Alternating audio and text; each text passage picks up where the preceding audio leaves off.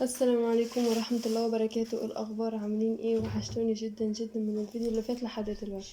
معدنا النهاردة مع مشتريات الشهر، ان شاء الله كده ايه تعجبكم وتستفادوا بالأسعار اللي انا هقول على قد ما اقدر. لو في أسعار نسيها اعذروني وعدوها لي. بصوا بقى، أول حاجة كل حاجة الشهر ده غليت جدا جدا، وكل حاجة ارتفعت. مفيش حاجة ما غليتش، مفيش حاجة سعرها عالي في السوق. كل الحاجات سعرها يعني طلع، كل الحاجات غليت بصراحة. كرتونة البيض انا الشهر اللي فات جايباها ب168، الشهر ده جايباها ب175. يعني شوف غلت كام، حوالي 5 أو 6 جنيه باين في الكرتونة.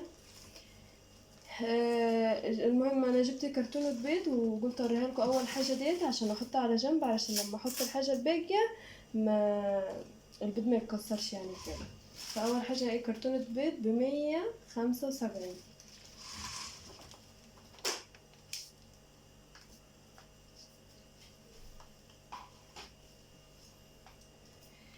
جبت كمان اللهم صل على النبي 2 كيلو رز.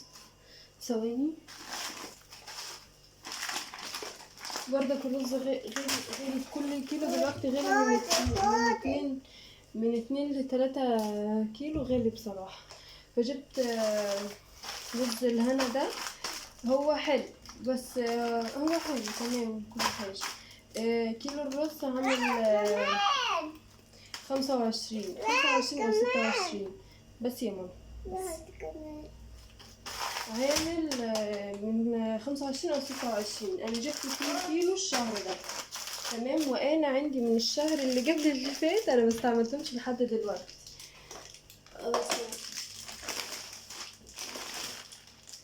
اللي شاف فيديو مشتريات الشهر اللي فات هيعرف ان انا عندي 2 المطبخ من الشهر اللي قبل اللي فات انا لحد دلوقتي ما استعملتهمش. فعلى ما اعتقد ان انا بس انا حاسه ان المطبخ خامته حلوه، فانتوا شو اكتبوا لي في الكومنتات هشيل دول رمضان ولا اشيل دول، بس دول اقدم من دول تمام. يعني انا كده عندي 4 كيلو رز، نحطهم كده على جنب.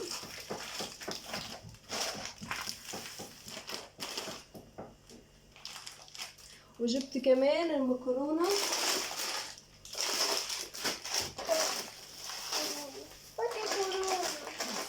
بس جبت كمان مكرونة 2 مرمرية، 2 مرمرية من دي، لا هلالية دي، 2 هلالية. جبت 2 المكرونة لمتنا عاملة 12. جبت 2 وجبت 2 مكرونة مرمرية، جبت 2 برضه مرمرية اهو. وجبت كمان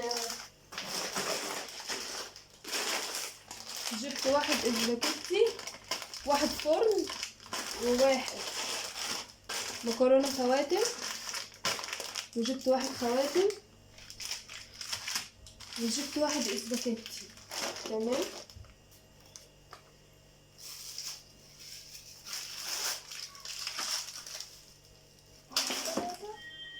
بصوا بقى على الدقيق.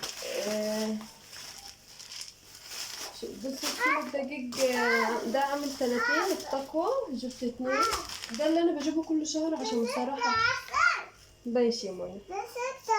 ايوه جبت عسل بس استني. طب استني. جبت 2 كيلو دقيق.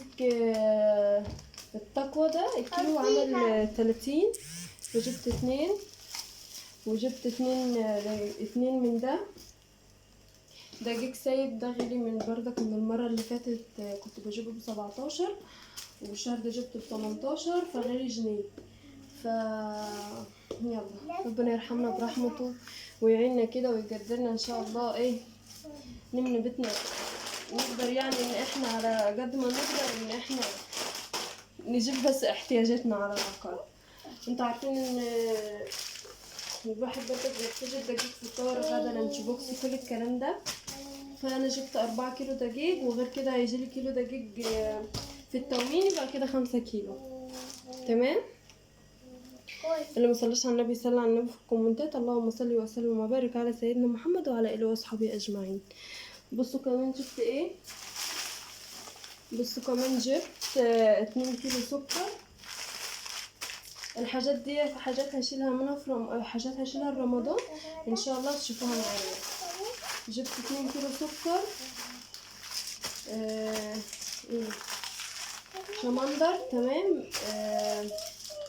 الكيلو كان بكام مش فاكره، بس انا اعتقد من 27 ل30 حاجه زي كده، بس باين 30 والله اعلم مش فاكره. عشان ماشي اسكتي. جبت جبت كمان اللهم صل على النبي 4 اكياس صلصه. انتوا عارفين ان الطماطم غاليه، فالصلصه حاجه اساسيه. جبت كمان علبة جبنة عبورلاند دي ب40 اللي هي وزن نص كيلو. وجبت علبة شوكولاتة دي جربتها، بس بصراحة كارما دي ما عجبتنيش زي ماكستيلا احلى من دي، بس ماكستيلا سألت عليها قال ب130، فياريتني كنت جبتها، بس دي ب80 تمام. بس بصراحة ماكستيلا احلى من دي. مش عايز الأطراف.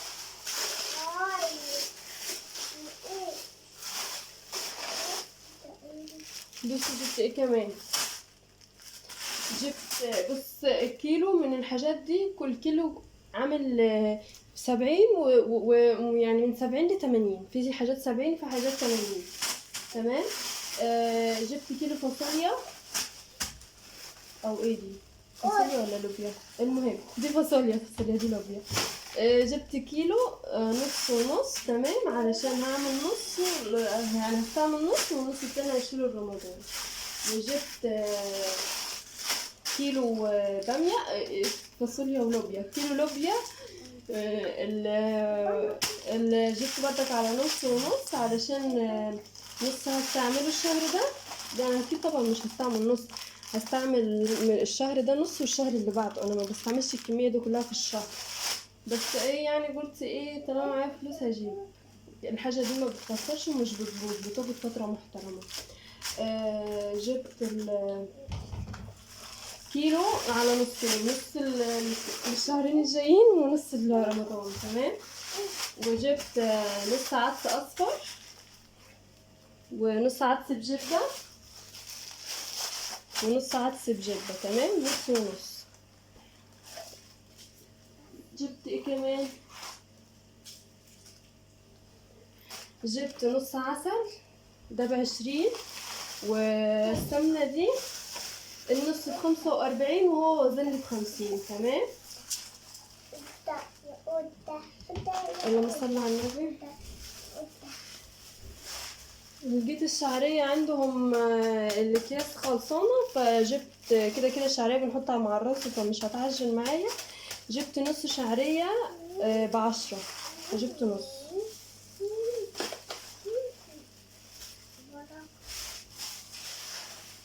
وده بلح رطب طري يعني. جبت كيلو، الكيلو عامل 50 يا 55 بس بين 50. وجبت ب10 اكياس ثلاجة طبعا لا غنى عنها.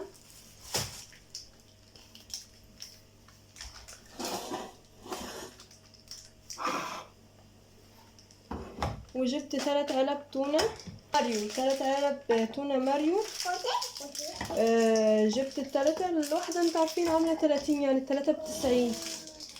وكنت جايبة 3 علب فول، بس احنا الحمد لله استعملنا 2، فدي المتبقية يعني واحدة بس. كانت الواحدة عاملة 15. كيس الفول اللي انا وريتهولكوا الشهر اللي فات وقلتلكوا ان انا هعمله، لحد دلوقتي ما عملتوش تمام. وان شاء الله بما اني ما فيش غير علبة فول واحدة، فاكيد ان شاء الله هنعمل الشهر ده مع بعض.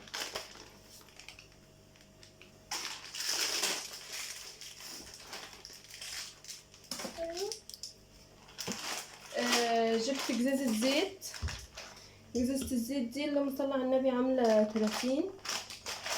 30، واللهم صل على النبي كده كده هيجيلي 2 من التومين و2 سكر على كمان ال2 سكر دول، فممكن ان شاء الله اشيل منهم بردك لشهر رمضان. وانا اصلا عندي جزازه من الشهر اللي فات. تمام، فكده ايه مظبطه الدنيا معايا. جبت 2 باكو شاي، فتحت واحد ومتبقي واحد. عامل كام مش فاكره بصراحه عامل كام.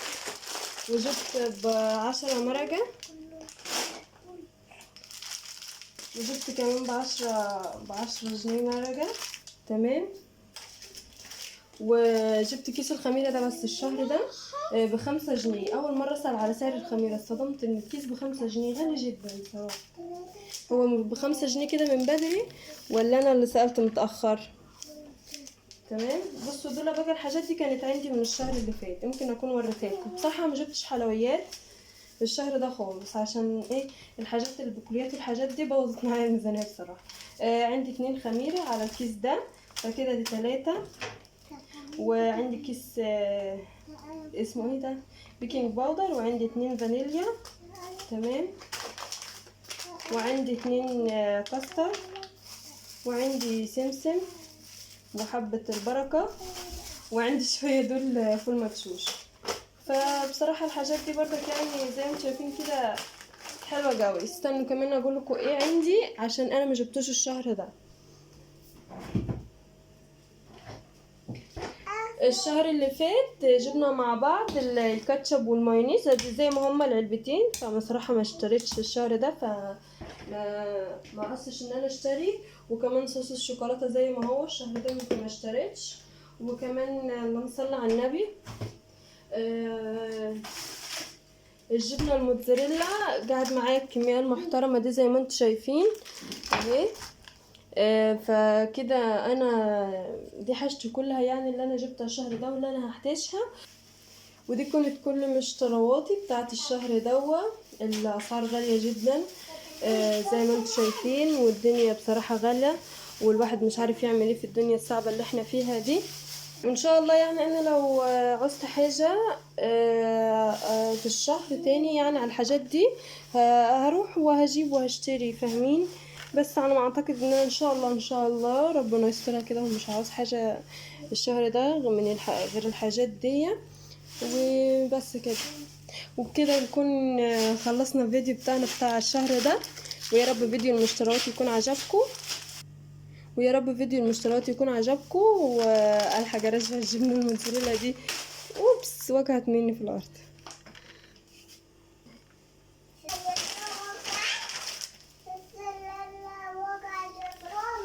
بصي رجعناها تاني.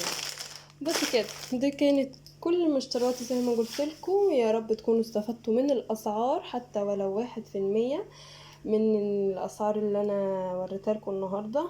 وان شاء الله اجيب لكم في الفيديو الجاي، واقدر اقول لكم السلام عليكم ورحمه الله وبركاته. واللي ما اشتركش في القناه يشترك في القناه ويفعل زر الجرس ويكتب لي كومنت حلو ويدوس على اللايك. وباي باي.